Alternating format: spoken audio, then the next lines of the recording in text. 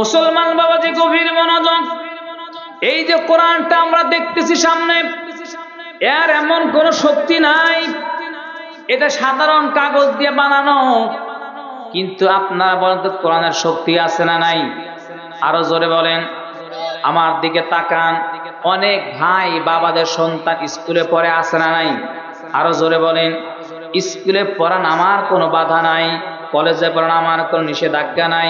আমি একটা সাবজেক্ট নিয়ে আলোচনা করছি, সেটা হচ্ছে কোরআন। খুব ঠান্ডা মাথায় কথাগুলো বুঝবেন রে বাবা। আমাদের দেশের নিয়ম হচ্ছে, যারা সরকারি চাকরি নিবেন, আপনি IA, BA, MA, BCS cadre থেকে শুরু করে এফআরসিএস শুরু করে যত রকমের শিক্ষা আছে, এই শিক্ষা লাভ করতে করতে যদি আপনার 60 বছর পার হয়, তাহলে আপনার কাছে শত সার্টিফিকেট থাকার পরও আপনার চাকরি হবে? কথা বলেন। আমাদের এই বাংলাদেশের রুলস হচ্ছে 60 বছর পার হয়ে গেলে তার চাকরি আর কোনো মেয়াদ, স্কুল কলেজে যত শিক্ষক শিক্ষার্থী আছে কোনো পোস্টেই আপনার চাকরি হবে না। অথচ আপনার কাছে এখনো 2-4 ডজন সার্টিফিকেট আছে না নাই? কথা বলে না। আমার কাছে সব সার্টিফিকেট আছে, এরপর আমার চাকরি হবে না যদি আমার শিক্ষা লাভ করতে করতে 60 বছর পার হয়ে যায়। ঠিক তো না? ভুল বললাম? 60 বছর থেকে বর্তমান মনে হয় 2 বছর অথবা আর 3 বছর বাড়াইছে, 65 বছর। এই 65 বছর পরে আপনার এই কোটি কোটি টাকার সার্টিফিকেট আর কোন মূল্য আছে? কথা বলেন। এগুলো এখন কেজি দরে বাজারে বিক্রি করতে হবে, ঠিক না? কথা বলে না। এখন আপনার এই সার্টিফিকেটের কোনো মূল্য নাই। কেন? আপনার সার্টিফিকেটের যে মেয়াদ 60-65 বছর পর্যন্ত সরকারি চাকরি পায় এবং থাকে, এরপর আপনার সোজা অব্যাহতি নিতে হবে, ঠিক না? তার মানে আপনি দুনিয়াতে বেঁচে আছেন, আপনার সার্টিফিকেট আছে, আপনার সব আছে, এরপরও আপনার এই কাগজে 4 পয়সার 65 বছর পরে কোনো মূল্য মানুষ দিবে না। তাহলে যেই শিক্ষার মূল্য, আমি দুনিয়াতে বেঁচে আছি, আমি সুস্থ আছি, আমার ব্রেন ঠিক আছে, আমার চাকরি থাকে না, আমার সার্টিফিকেট মূল্যায়ন থাকে না। আর এটা এমন এক বিদ্যা, এমন এক জ্ঞান, যেটা শুরু করবেন, যেটা পড়া শুরু করবেন, মৃত্যু পর্যন্ত আপনি এটার সব আছে না নাই? সুবহানাল্লাহ বলবেন না? কথা ভুল বললাম না বেশি বললাম? ভুল না সঠিক বললাম? সঠিক বলছি না? খুব ঠান্ডা মাথায় কথাগুলো বুঝবেন। একটা বাচ্চা মুক্তবে আজকে গেল, ওস্তাদের কাছে বসছে, পড়ো আলিফ বা তা সা জিম। নবী হাদিসের মধ্যে বলেন, কোন মুসলমান যদি আল্লাহর কোরআনের একটা অক্ষর পড়ে, তার আমলনামায় 10টি নেকি দান করা হয়। সুবহানাল্লাহ বলে। কোন মুসলমান যদি কোরআনের একটি হরফ নামাজের মধ্যে দাঁড়ায় পড়ে, অর্থ বুঝে, তার একটা হরফে 100 নেকি দেওয়া হয়। সুবহানাল্লাহ বলেন দেখি। কথা সত্য না মিথ্যা? মুসলমান বাবাজি খুব ঠান্ডা মাথায় বুঝবে। দুনিয়ার শিক্ষার নিয়ম হলো, একজন ছাত্র ছাত্রী ভাই বোনেরা প্লে নার্সারি ক্লাস 1, 2, 3, 4, 5, 6, 7, 8, 9, 10 শুরু করতেছে, আজ পর্যন্ত কোন স্যার, কোন ম্যাডাম, শিক্ষক শিক্ষিকা এই কথা বলছে যে এই বাংলা 5 পৃষ্ঠা পড়লে একটা সওয়াব পাওয়া যাবে? কথা বলেন না কেন? কোন স্যার পড়াইতে অঙ্ক করতে গিয়ে বলছে যে 1, 2, 3 100 পড়তে গেলে তোমার একটা নেকি পাবা তুমি? এই কথা কোন স্যারে বলছে?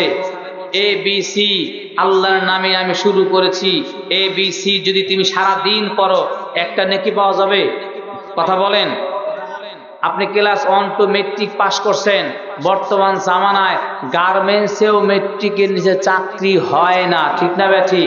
খুব ভালো করে বুঝবেন আমার দেশের শিক্ষা। এই শিক্ষাটা দেখেন, আমার মৃত্যুর আগে সার্টিফিকেটের দাম নাই, কাগজে মূল্যহীন হয়ে গেল। অথচ মানুষ ইন্তেকাল হবে তো দূরের কথা, এই কোরআন আজকে শিখছেন, আজকের থেকে শুরু করছেন, আপনার বয়স 70 পার হয়ে গেছে, আপনি পড়ছেন বিসমিল্লাহির রহমানির রহিম, সব আছে না নাই? আরো জোরে বলেন আলহামদুলিল্লাহি রাব্বিল রব্বিল আলামিন সওয়াব আছে না নাই? বয়স 80 বছর পার হয়ে গেছে গা, কুল হুয়াল্লাহু আহাদ বললে সওয়াব আছে না নাই? আরো জোরে বলেন। আমার দাদা বুড়া হয়ে গেছে গা, চোখে দেখে না। দাদি বৃদ্ধ হয়ে গেছে গা, চোখে দেখে না। বয়স 80 বছর পার হয়ে গেছে, এরপরও নামাজের মধ্যে দাঁড়ায়া যখন বলে আলহামদুলিল্লাহ রব্বিল আলামিন, সওয়াব আছে না নাই? আরো জোরে বলেন। ও আমার মুসলমান বাবাজি, পাবদার মুসলমান, আজকে আপনাদের সাথে আমার জীবনের প্রথম সাক্ষাৎ, আর জিন্দেগিতে দেখা সাক্ষাৎ নাও হতে পারে না। একটা মেসেজ দিয়া গেলাম, দুনিয়ার জাগতিক যত শিক্ষা আছে বাবা, এই শিক্ষায় 60 বছর পর্যন্ত মূল্যায়ন করা হয়। এরপরে আমার সার্টিফিকেট 4 পয়সার কোনো দাম নাই। ঠিক নেবে ঠিক? মুসলমান বাবাজি, আপনি যদি কোরআন শিখেন, আপনার সন্তানকে যদি আপনি কোরআনটা শিক্ষা দিতে পারেন গো বাবা, কিতাবের মধ্যে আছে আপনি কোরআন শেখেন নাই, আপনার ইন্তেকাল হয়ে গেছে, কবরের মধ্যে আপনাকে রাখা হয়েছে, আপনার একটা সন্তান আব্দুল্লাহ, আপনার ইন্তেকালের পরে বিবি চিন্তায় পড়ে গেল, হায় হায় আমার স্বামী তো আব্দুর রহমান দুনিয়া থেকে বিদায় নিয়ে কবরে চলে গেছে। ওগো আল্লাহ, আমার সন্তানকে আমি কোন জায়গায় পড়াইব? স্কুলে যদি মেট্রিকেও পড়ে, আইএ বিএ এমএতেও পড়ে, আর যদি হাজার হাজার ঘন্টা পড়াশোনা করে, বাপের কবরে একটা সব যাবে। কথা বলে না কেন? আমার কথাগুলো ঠান্ডা মাথায় দিল দিয়ে বুঝবেন গো বাবা। আপনার সন্তান, আপনার ইন্তেকাল হয়ে গেছে, অন্ধকার কবরের মধ্যে আপনি ঘুমায় আছেন, আপনার কবরে আযাব হচ্ছে, দাউ দাউ করে আগুন জ্বলে গো বাবা। এমন সময় আপনার সন্তান যে দুনিয়াতে আলিফ বা তা সা পড়ে, হাদিসের মধ্যে নবী বলেন, সন্তান দুনিয়াতে আল্লাহর কোরআন তেলাওয়াত করার উসিলায় ওর মা বাবার কবরের আযাব বন্ধ হয়ে যায়। সুবহানাল্লাহ, জোরে বলেন।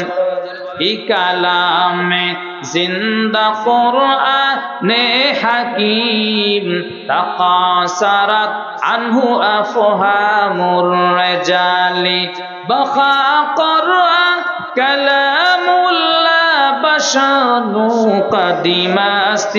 কাদিমাস্তি নাইনু। পড়ি আল্লাহু আকবার। মুসলমান বাবাজি, দিলটা নরম করে দিবেন। আমাদের মৃত্যু আছে না নাই? আরো জোরে বলেন। এ মুসলমান বাবাজি, কথায় তো কথা সে না করে পারি না। কুমিল্লার 14 গ্রামের ঘটনা। মা বাবা অনেক টাকা পয়সার মালিক, সন্তানকে বাংলাদেশের লেখাপড়া শেষ করাইছে, বাংলাদেশে না আমেরিকা নিয়া। ছোট্টবেলায় 10 বছর বয়সে সন্তান পরিবার মা বাবা বিদেশ চলে গেল। বিদেশ গিয়ে আমেরিকা উন্নত ভার্সিটির ভিতরে প্রায় 24টা বছর লেখাপড়া করলো। মা বাবা সন্তানকে রেখে দেশে চলে আসছে। অনেক লম্বা কথা সংক্ষিপ্ত করে বলছি। মা বাবা দেশে আসার পরে সন্তানের কানে খবর চলে গেল, আমার বাবা দুনিয়াতে বেঁচে নাই। সন্তান লেখাপড়া শেষ করলেন।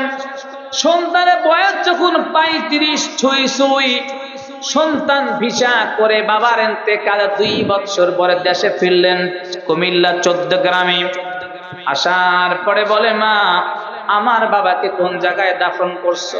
ডাকতে বলে, এই যে আমাদের মসজিদের পাশেই আমাদের কবর আছে, মসজিদেরই পাশে আমায় কবর দিও ভাই, যেন গড়ে হতে মুয়াজ্জিনের আযান শুনতে পাই। পড়ে না আমিন। মা আমার বাবারে কোন জায়গায় দাফন করছো? মা তখন ডাকতে বলে, মসজিদের পাশে তোমার বাবাকে দাফন করছি। এবার বলে, হুজুরকে ডাক দাও। হুজুর চলে আসলেন। আসার পরে সন্তান বলে, হুজুর আমার বাবা দুনিয়া থেকে বিদায় নিয়ে চলে গেছে। আমি দীর্ঘ 24 বছর পরে বাংলাদেশে আসছি। আমি আসার পূর্বেই আমার বাবা দুনিয়া থেকে বিদায় নিয়ে চলে গেছে। হুজুর চরণ কবরস্থানে যাই। কবরস্থানে গেছে। হুজুর তখন ডাকতে বলে, তুমি তোমার বাবার জন্য দোয়া করো। সন্তান কি দোয়া করবে? 10 বছর বয়সে ধনী পরিবারের আমেরিকা প্রবাসী পরিবারের সন্তান ছোট্টবেলা যখন স্কুলে লেখাপড়া করছে, হায় হায় আমি তো স্কুলে কিছুই পড়ি নাই, একটা জিনিস আমার বাংলাদেশের মনে আছে, সেটা কি আমার সোনার বাংলা, আমি তোমায় ভালোবাসি, চিরদিন তোমার আকাশ আমার বাতাস, এই কবিতা আছে না নাই? কথা বলে না, ও চিন্তায় পড়ে গেছে। হুজুর বললো বাবার কবরের কাছে গিয়া দোয়া করতে, এখন কি পড়লে বাবায় শান্তি পাবে এটা সন্তানের খবর নাই। এখন সন্তান কবরের কাছে গিয়া কয় আমার সোনার বাংলা, আমি তোমায় ভালোবাসি। হুজুর কয় এই বেটা কি করস? কয় কেন হুজুর? আমি তো ছোটবেলাটা শিখে গেছিলাম, এটা বললে আমার বাবা কবর সব পাইবো না, আপনাদের কি মতামত? সব হবে না? আরেক বলে কেন? এটা কোরআনের কোন অংশ?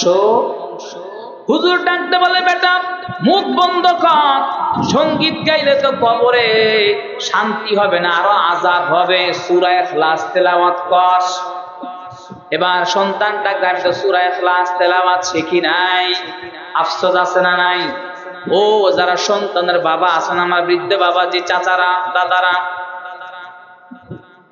সন্তান কোরআন শেখেই নাই, অথচ নবী বলেন কোন সন্তান যদি মা বাবার কবরের পাশে দাঁড়ায় পড়ে রব্বিরহামহুমা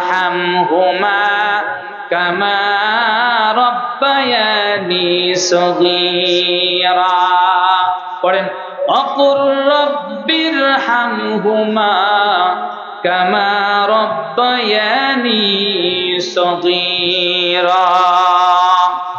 নবী বলেন সন্তান যদি দোয়াটা মা বাবার কবরের কাছে গিয়া দাঁড়ায় পড়ে, আল্লাহ পাক ওই সন্তানের মা বাবার কবর আযাব সাথে সাথে বন্ধ করে দেয়। মুসলমান বাবাজি, তাহলে আমেরিকায় এত লেখাপড়া করলো, কিন্তু বাবার মৃত্যু পরে সব পৌঁছাইবে বাবার কবরে সাধ্য নাই বলে কেন কোরআন শেখেই নাই? এই জন্য আমি আপনাদেরকে দাওয়াত দিয়ে যাই গো বাবা, আমাদের মৃত্যুবরণ করা লাগবে, সন্তানরা যদি কোরআন শেখে, হাফেজ হয়, আলেম হয়, আপনি মারা যাবেন, সম্পদগুলো সন্তান যদি দিনদার হয় তো আপনার এই সন্তান কিন্তু সম্পদগুলো হালাল পথে ব্যয় করবে। কথা বলেন ঠিক না ব্যাঠিক? আরো জোরে বলেন। এই পাবনা শহরে এমন হাজার যুবক অভাব নাই, বাবার কোটি কোটি টাকা হারাম পথে ব্যয় করে, আছে না নাই? কিন্তু সন্তানকে যদি আপনি হাফেজ বানায় যেতে পারেন, আলেম বানায় যেতে পারেন গো বাবা, আল্লাহর কসম করে বলি আপনার সম্পদগুলো হারাম পথে ব্যয় হবে না, গুনার কাজে নষ্ট হবে না, সন্তানটাও নষ্ট হবে না। কমপক্ষে সন্তান তো 5 ওয়াক্ত নামাজ পড়বে, আমার জন্য দোয়া করবে। মুসলমান বাবাজিরা, একটা তাজা খবর আমি আপনাদেরকে দিচ্ছি গো বাবা।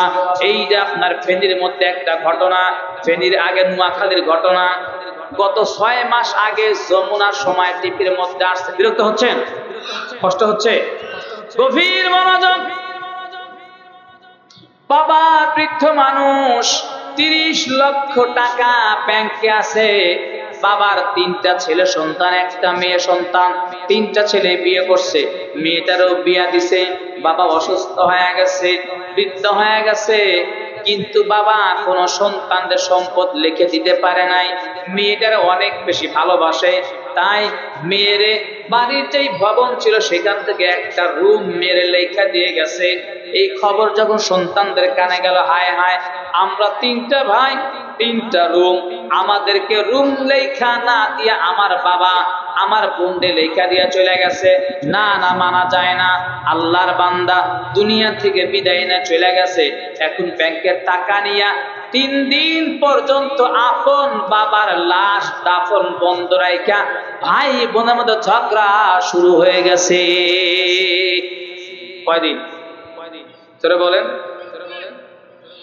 আপন বাবা, যেই বাবা নিজের সন্তানের জন্য এত কষ্ট করে, নিজে একটা ভালো পোশাক পরে না, ভালো খাবার খায় না, সন্তানের মহাব্বতে এমন বাবা আছে না নাই? আরো জোরে বলেন। আর সেই নেমক হারাম সন্তান বাবার সম্পদের লোভে পড়িয়া বোনের লাগে ঝগড়া করে 3 ভাই মারামারি করিয়া খাটের নিচে বাবার দুর্গন্ধময় লাশ 72 ঘন্টা রেখে দেয়। পরবর্তী যখন এলাকার মধ্যে খবর চলে গেল, থানায় থেকে পুলিশ এসে 72 ঘন্টা পরে ওই দুর্গন্ধময় বাবার লাশ দাফন করতে বাধ্য হয়। এই সন্তান যদি আলেম হতো, হাফেজ হতো, নিশ্চয়ই বলতো সম্পদ তো অবশ্যই আমরা পেয়ে যাবো, মারামারি করার কিছুই নাই, বাবার আগে মাটি দেই, দাফন কাফন করি। আমি আপনাদের কি বুঝাইতে চাইলাম গো বাবা, সন্তান যদি দিনদার বানান তা আপনার জন্য ভালো হবে, দুনিয়াতেও ভালো, মৃত্যুর পরও ভালো। কথা বলেন ঠিক না ব্যাঠিক? সন্তান যদি আপনি দুনিয়াতে হারাম করে না বানান, যদি আপনি গাঁজা করে হয়, ইয়াবা করে হয়, বাবা করে হয়, তো মা বাবা দোয়া করবে তো দূরের কথা, বাবার কষ্টের সম্পদগুলো হারাম কত ব্যয় করবে। ঠিক না ব্যাঠিক?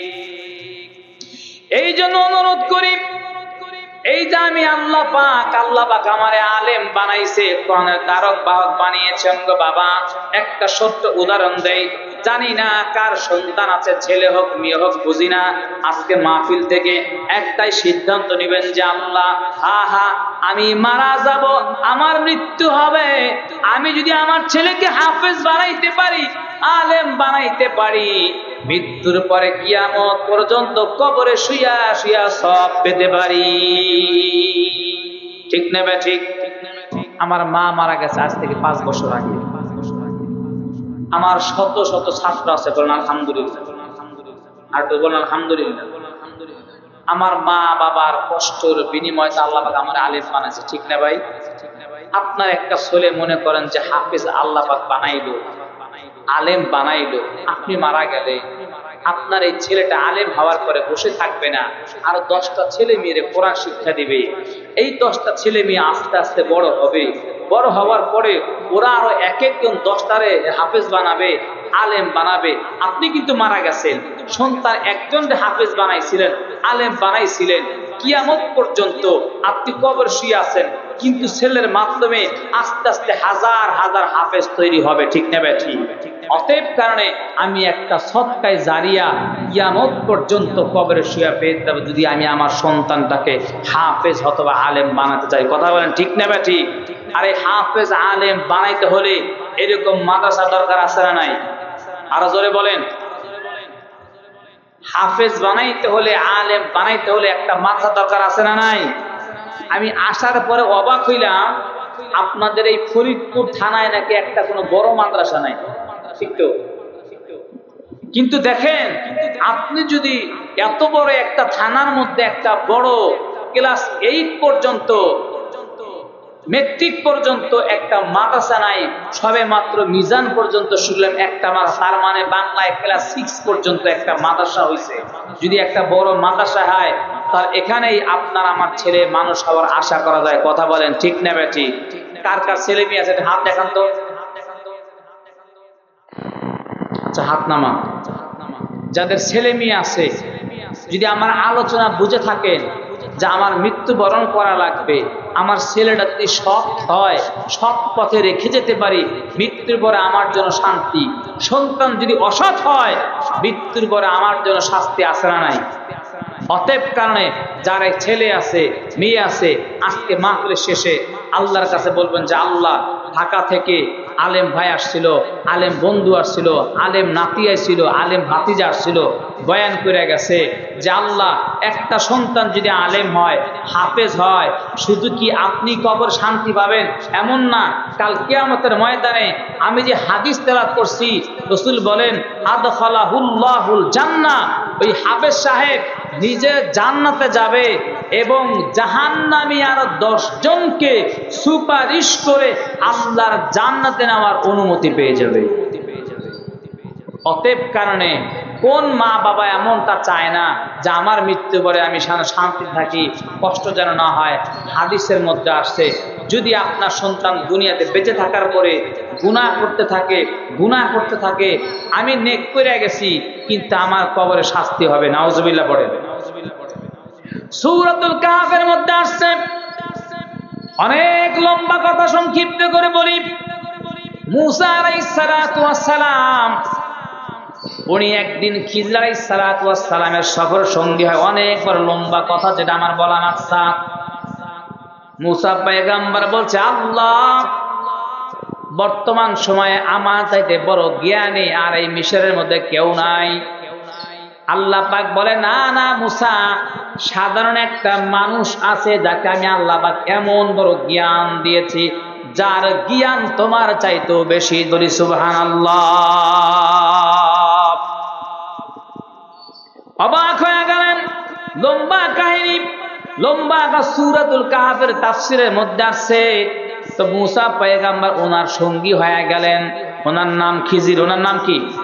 সবাই বলেন, জোরে বলেন। খিজির আলাইহিস সালাতু ওয়াস সালামের সফর সঙ্গী হয়ে গেলেন। সফর সঙ্গী হওয়ার পরে উনি প্রথমে নৌকায় আরোহণ করলেন, নৌকায় উঠলেন। এটা বলা আমার মাকসাদ না, অনেক লম্বা সময়। নৌকায় ওঠার পরে খিজির আলাইহিস সালাতু ওয়াস সালাম একটা লাঠি দিয়ে, ঘা দিয়া ওই নৌকা ছিদ্র করে দিলেন। নতুন একটা নৌকা মুসা নবীর সামনে, খিজির আলাইহিস সালাম নৌকাটারে ভেঙে দিলেন। এটা কি করলেন? ভালো একটা নৌকা আপনি ভেঙে দিলেন। নবী এখন বুঝবেন না, পরে বলতেছেন। নৌকা পার হলেন, পার হওয়ার পরে দেখে একটা দেওয়াল পড়ে আছে, কিছু বাচ্চারা খেলাধুলা করতেছে। ওই দেওয়ালটা একটা থাপ্পড় দিয়া ওই দেওয়াল ভেঙে ফেলে দিলেন। নবী কয়, কি করলেন? ভালো একটা দেওয়াল এটা ভেঙে ফেললেন। কয়, নবী এটা বুঝবেন না, একটু পরে বলতাছি।